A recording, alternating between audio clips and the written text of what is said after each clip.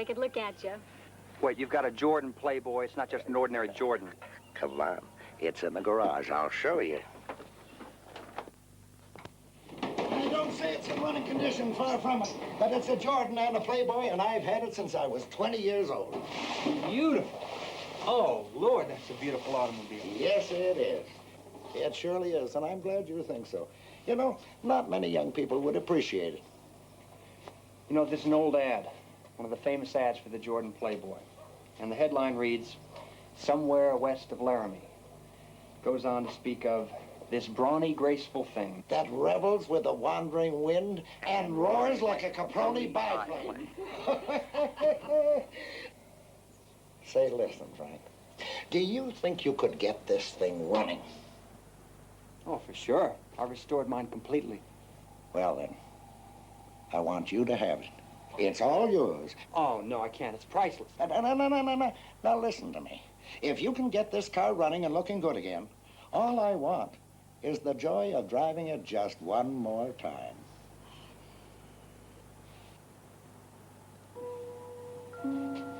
Mr. McCauley, what's the original paint job on this?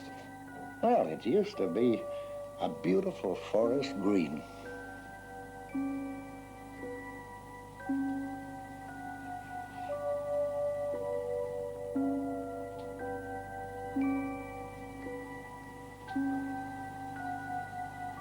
I'm sorry, I was just picturing you driving it around when the Jordan was new. A car like this must be quite a temptation to open her up now and then. Now and then. All the time. Oh, if my parents had only known. Do you know that he almost got us killed one night? Just before we were married. How? Foolishness. Just plain foolishness. We were racing the train. We were racing? It was the thing to do in those days. I don't remember being asked. We almost beat it, too. We were actually ahead of it. And then we came to the grade crossing. No gates, just the crossroad going right across the tracks. And I started to turn, and in that last instant, in the very last fraction of a second, I knew we couldn't make it. We were just too late. So, I didn't turn, and we tore along the road beside that train. The engineer leaning out of his cab, shaking his fist and cussing us out for all he was worth. Where did that happen? Just outside of town, coming home from Cresswell. Listen, did something delay you that night? I mean, just a few seconds, just long enough, so that you knew you couldn't try and cross in front of that train?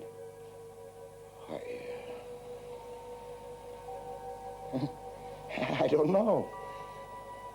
Like what? Like someone running out in front of your car and doing like this. Huh?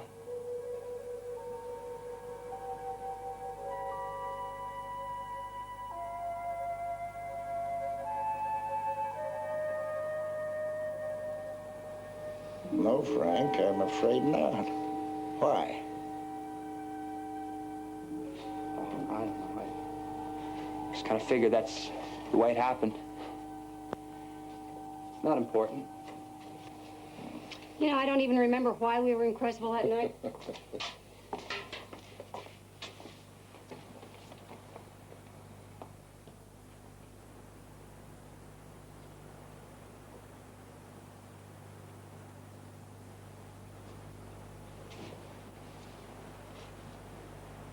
There was no question now.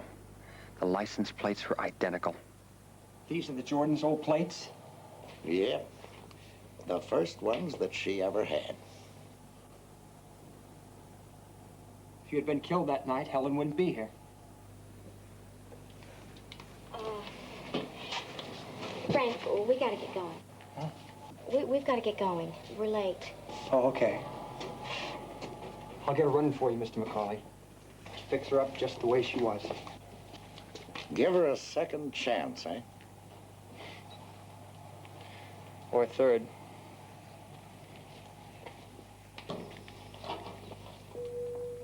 I don't believe that the Jordan Playboy is anything more than metal, glass, rubber, and paint formed into machine. And yet, I can't stop myself from feeling that when that old Jordan was restored by me, given a second chance, as it were, it went back to the time and place that would give Vince McCauley and his girl a second chance, too. Because someone on that July evening in 1926 had dashed in front of their car, delaying them for 2 or 3 seconds. I had intruded on that time just long enough for Vince McCauley to change his mind about trying to cross in front of that train, live to marry the girl beside him, and eventually have a granddaughter named Helen, the girl I was one day going to marry. And just like her grandparents did almost 50 years before, we'd leave on our honeymoon in the very same car. This brawny, graceful thing, which revels along with the wandering wind and roars like a Caproni biplane. My beautiful Jordan Playboy.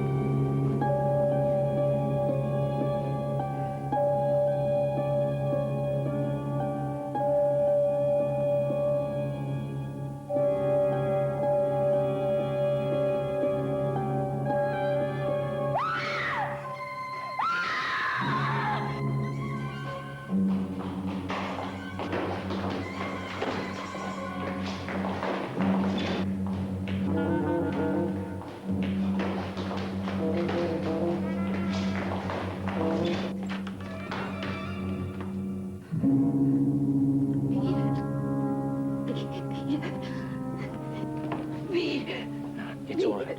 It's all right. Carl, please go back to work. Don't speak now.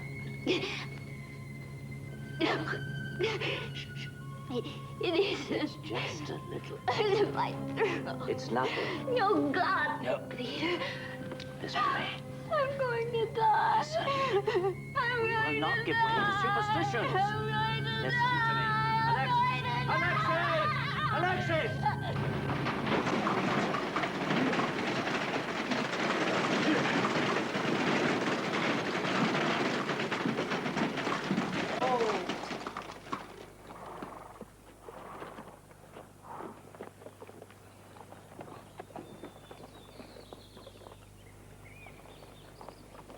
Cook, inside.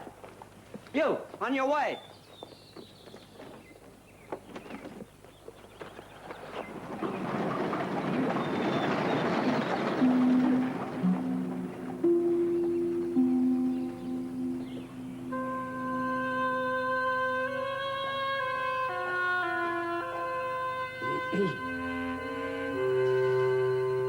Put it on the desk, Carol.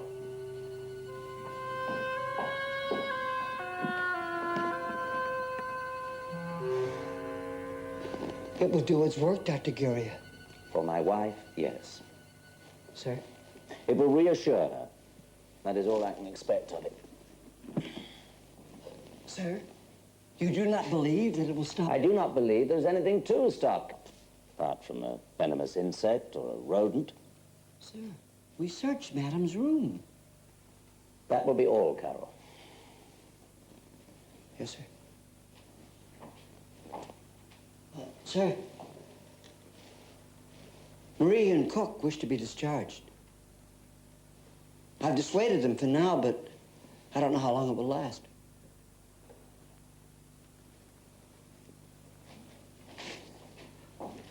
Oh, Carol, Yes, sir? inform the servants that if they do not stop telling the townspeople what has occurred here, they will not have to seek discharge. They will be freely granted it. Yes, sir.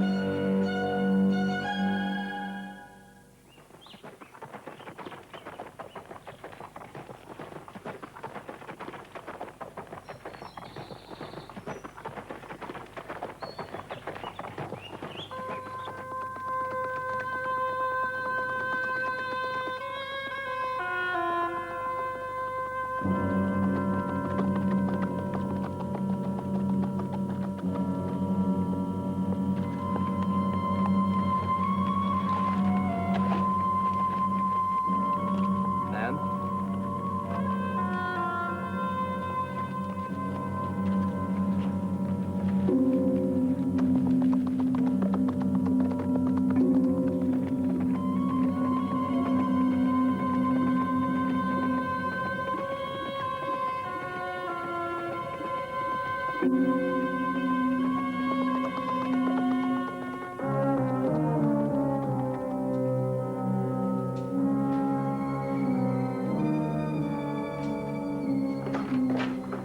Michael, Professor? I knew you would come. I gotta tell you how pleased I am to see you. What's wrong? Your letter only said that Alexis was not well. Let us talk in the study. I imagine you were surprised to see me answering the door. Well, I did wonder where Carl was. He's sleeping, poor fellow. He's been doing the work of 4. All the other servants have left. Why? Sit down.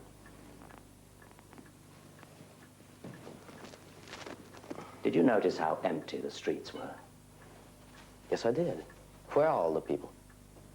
Huddling, terror-stricken in their houses, I expect. I don't understand. You saw what is hanging on the windows and the doors?